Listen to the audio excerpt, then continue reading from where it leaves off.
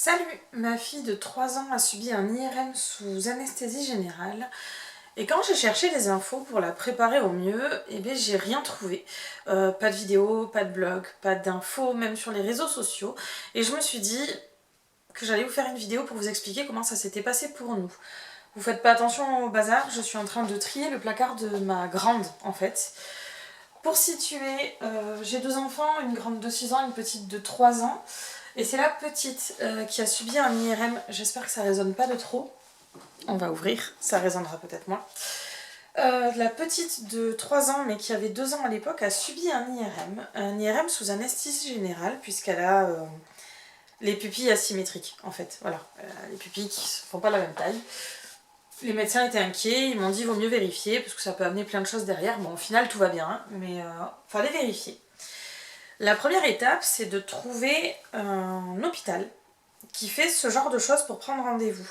Moi, je me situe dans le sud-ouest.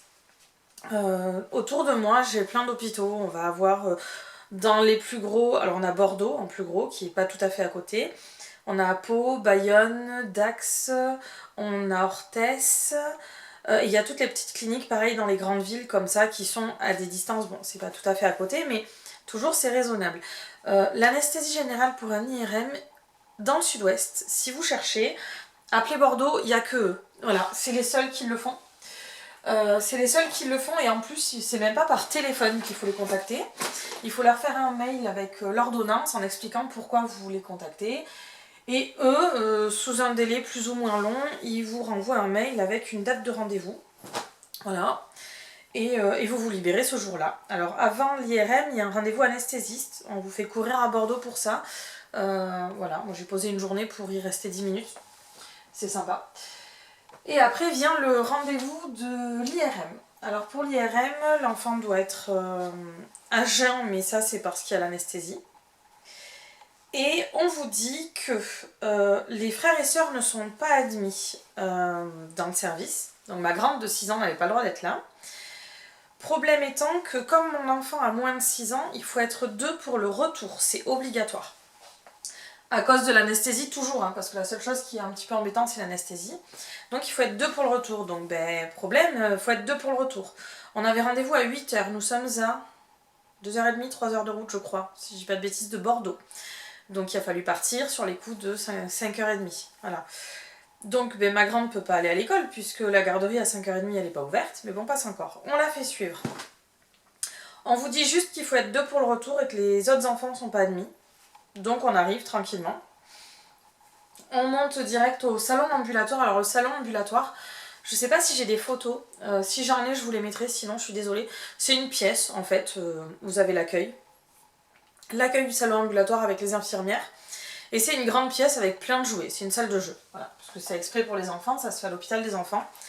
Donc c'est une salle de jeu. Votre enfant va être là les premiers... Ouh, je suis floue. Votre enfant va être là les premiers temps. Le temps de vérifier toutes ses constantes en fait. Parce que la veille, on vous appelle pour voir son état de santé. Parce que si votre enfant est malade, il n'y aura pas d'anesthésie, donc pas d'IRM. Voilà. Donc du coup, il vérifie tout, température, tension. Alors ça a été un vrai sketch parce que l'appareil de tension sur une enfant de 2 ans et demi, c'est vachement sympa. Voilà. Heureusement qu'on s'en est sorti parce que ça leur fait peur, hein. C'est vachement impressionnant pour eux. Il y a un bordel dans ce placard. Donc, tension, température, tout ça. Une fois que tout est bon, on vous met en chambre. Je mets en chambre entre guillemets parce que c'est pas une chambre, c'est un box. C'est un box avec des paravents, tout simplement.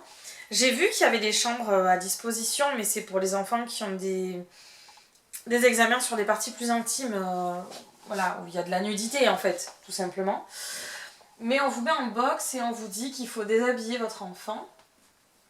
Alors déshabiller votre enfant, tout ça... Ah oui, j'ai oublié de vous dire, il n'y a qu'un seul parent qui a le droit d'être dans le service. Donc il faut être à 2 pour le retour, mais il n'y en a qu'un qui a le droit d'être dans le service. Donc du coup, en fait, l'autre il poirote, hein. Il poirote en bas. On nous donne aucun délai, voilà, nous on arrive pour 8h. Le temps de la changer, tout ça, machin, ça nous fait pousser à 9h30. Et à 9h30, on vient me chercher la petite en me disant vous pouvez l'accompagner. En fait, on vous amène dans le service d'IRM et on vous laisse rentrer et ils vous endorment l'enfant devant vous. Parce qu'en fait c'est rassurant pour l'enfant de vous avoir à côté, mais ça c'est sur les coups de 10 heures, hein, pas avant. En sachant que moi aussi j'étais à jeun parce que je me voyais pas déjeuner avec ma fille à côté en lui disant ben non toi t'as pas le droit, donc moi j'étais à jeun jusque 10 heures. Et à 10 heures on me dit ben écoutez allez boire un café, allez déjeuner tranquillement machin, et puis vous avez une bonne demi-heure, en vrai, vous avez une bonne demi-heure avant de remonter pour prendre les infos auprès du technicien d'IRM pour savoir s'il y a quelque chose ou pas, tout simplement. Et après, on envoie votre fille en salle de réveil et quand elle va se réveiller, on vous prévient, vous venez, comme ça quand elle se réveille, vous êtes là. Ok, très bien. Donc une demi-heure après, je remonte. Finalement, c'était pas une demi-heure, c'était 1 heure, mais bon, les hôpitaux, vous connaissez, hein, c'est toujours très très long les hôpitaux, bref. On me dit qu'il n'y a rien sur l'IRM et on me dit écoutez, descendez prendre l'air, de toute façon, elle ne se réveillera pas avant un bon 3/4 d'heure, 1 heure.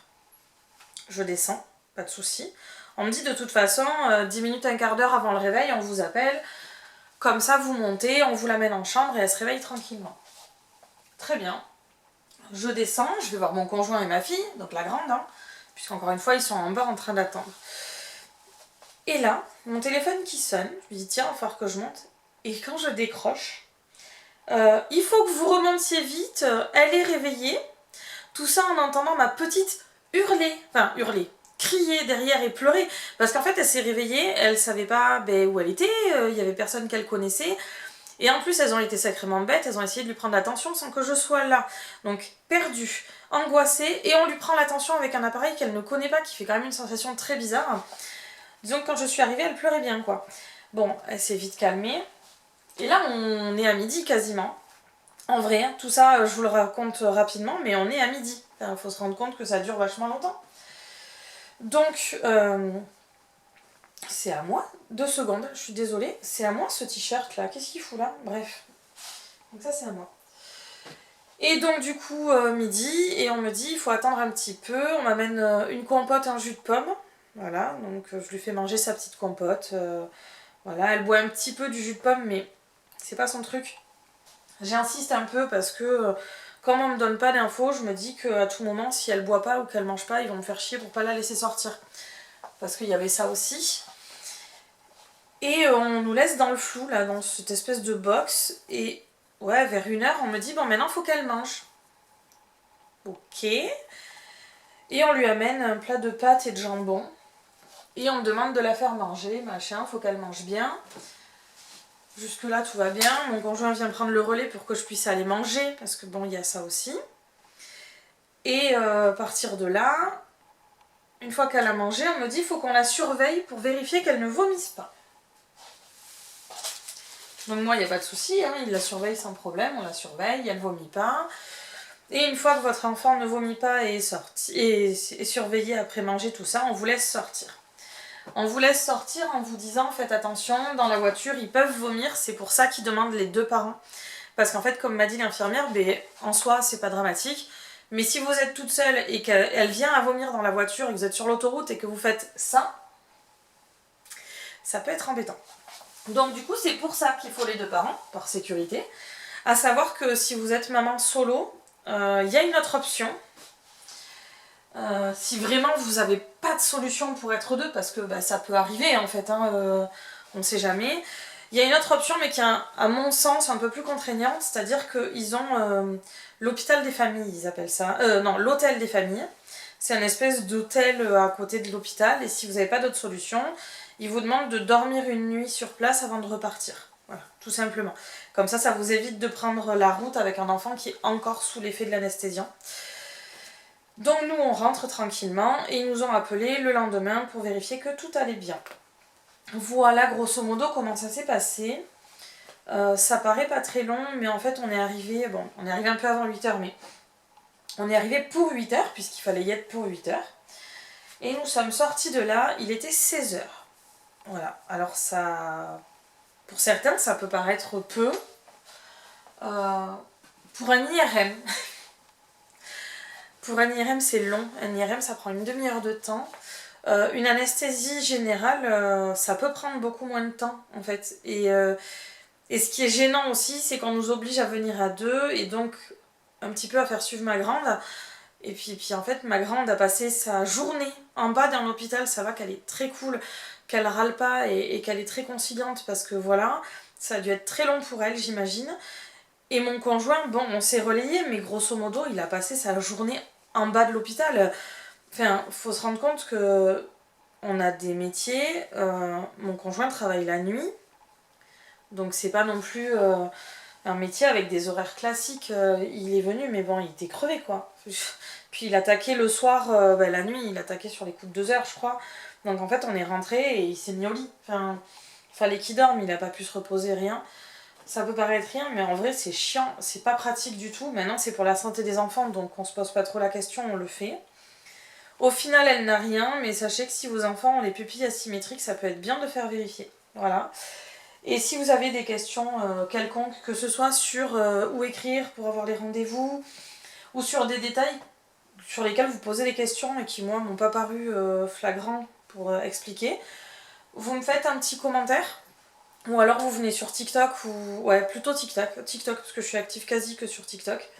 Et vous m'envoyez un message, enfin, je vous répondrai sans problème. Voilà, moi je vais continuer mon petit tri, parce que en fait elle a toutes les tailles mélangées, il y a des fringues de partout, donc du coup je fais mon tri. Et ça c'est un pyjama.